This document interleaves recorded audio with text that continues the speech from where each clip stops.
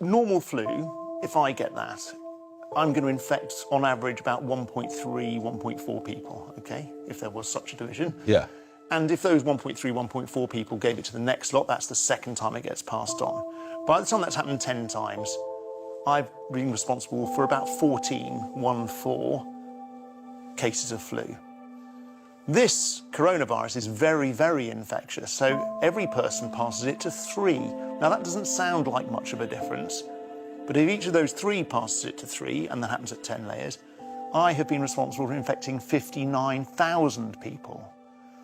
Now, I actually wasn't on top of that maths when you were doing that. Okay, that did come as a shock, yeah. Right. Now, most people are going to feel a bit pokey, or not very pokey, and be just fine, but they will have spread it around.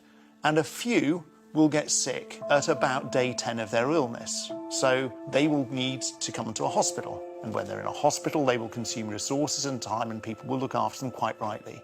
And they will be monitored to see if they become really, really sick. Those people then come to an intensive care unit, and that's where, if you're critically ill, your life gets saved or not. And this is the issue. If we've got a limited resource, which we have, a limited number of ventilators, a limited number of doctors, a limited number of nurses, which is fine, because we can't run ourselves with a huge excess capacity all the time.